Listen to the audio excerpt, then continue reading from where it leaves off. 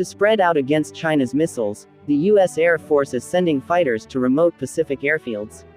As China's military grows in size and reach, the U.S. Air Force is spreading out in the Pacific.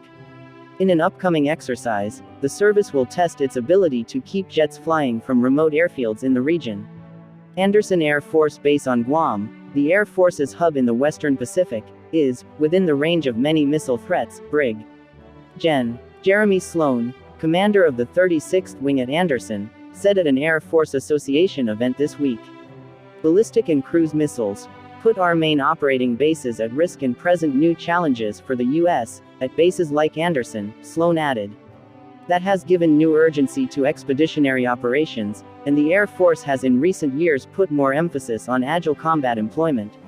ACE, as it's known, pairs bases like Andersen, or hubs, with remote airfields, called spokes. Specially trained airmen, prepositioned equipment, and airlift capability facilitate operations between them. ACE expands the number of bases from which air forces can generate combat sorties, and really that just gives us multiple options, expands our access for power projection, and complicates, this is important, complicates the enemy's targeting problem, Sloan said.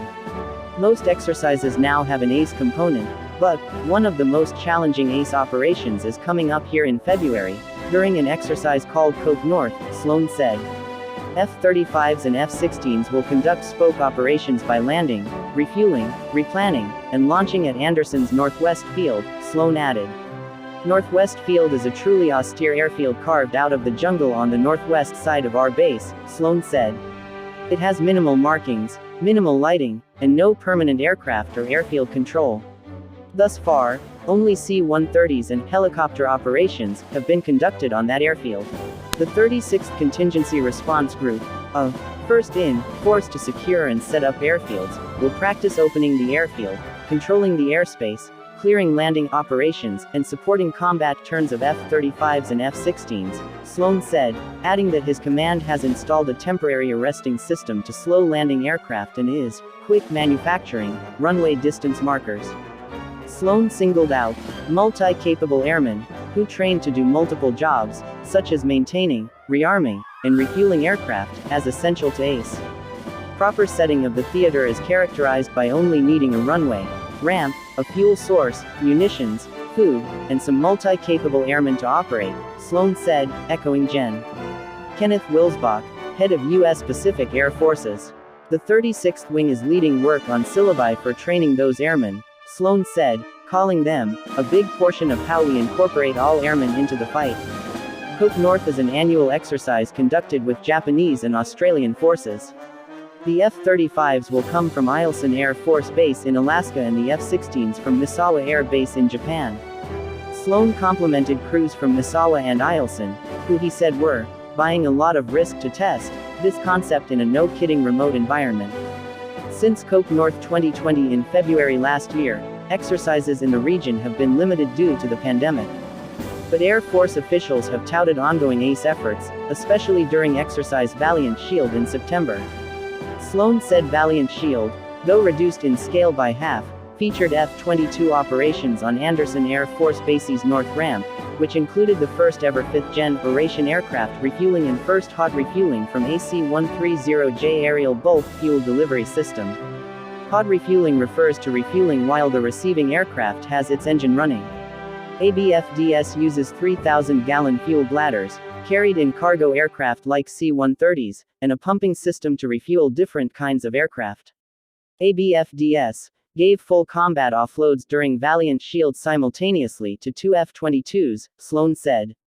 The command is very excited about the expeditionary capability and flexibility this provides. The Air Force showed ABFDS off again 2 months later, hot pit refueling 2 F-22s at Palau's Koror International Airport as part of a dynamic force employment exercise.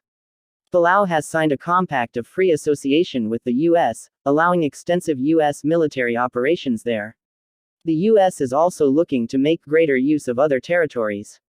We're partnering with, utilizing, and operationalizing runway and airfield support capabilities in places like Tinian and Saipan, Sloan said, referring to parts of the Northern Mariana Islands, and unincorporated U.S. territory.